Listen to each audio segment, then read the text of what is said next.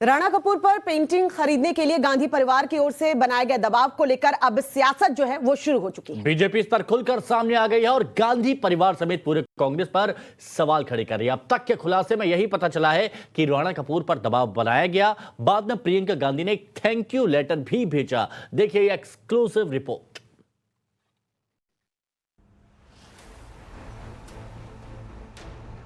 सियासत में कला की ऐसी कद्र तो शायद पहली बार दिख रही है। क्या गजब की कहानी है। पहले दबाव बनाकर प्रियंका गांधी ने राणा कपूर के हाथों पेंटिंग बेच दी और फिर एक थैंक यू लेटर भी भेजा, शुक्रिया कहा। लेकिन उस वक्त किसी को क्या पता कि यह शुक्रिया राणा कपूर का दर्द बनकर ही बाहर निकल आएगा। ये पूरी कहानी पहले ईडी ने बताई, अब बीजेपी ने प्रियंका गांधी के उस थैंक यू लेटर को ही सार्वजनिक कर दिया है।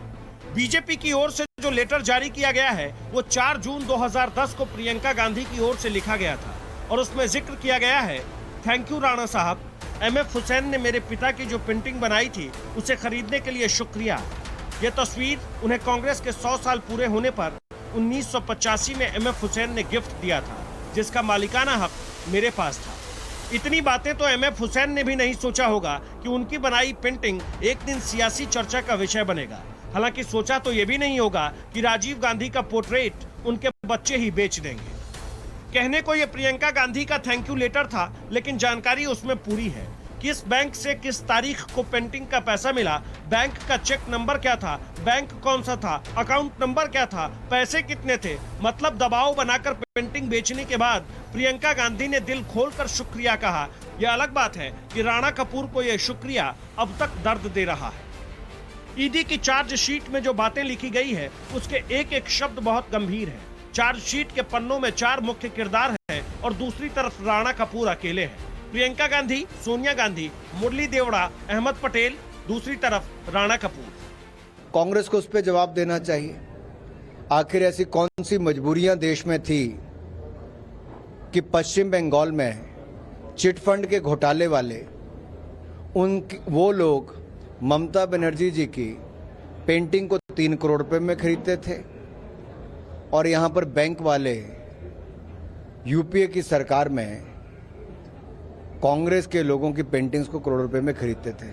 आखिर ये क्या खेल था, इस पर थोड़ा प्रकाश सोनिया जी और ममता जी डालेंगे तो शायद देश को कुछ पता चले।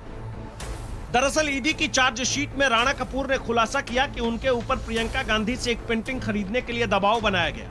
एमएफ हुसैन की एक पेंटिंग खरीदने के लिए 2 करोड़ रुपए देने को मजबूर किया गया। चार्जशीट में राणा कपूर ने यह भी खुलासा किया है कि उन्हें इसके लिए मुरली देवड़ा और अहमद पटेल ने मजबूर किया।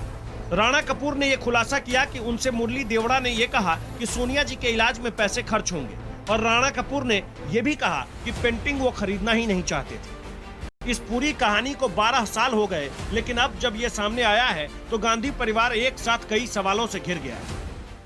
राणा कपूर ने ईडी को जो कन्फेशन दिया है उससे ये बात सिद्ध होती है कि गांधी परिवार और कांग्रेस पार्टी जबरन वसूली कर रहा था। सत्ता के दम पर लोगों से पैसा ऐंठना उनका पेशा था।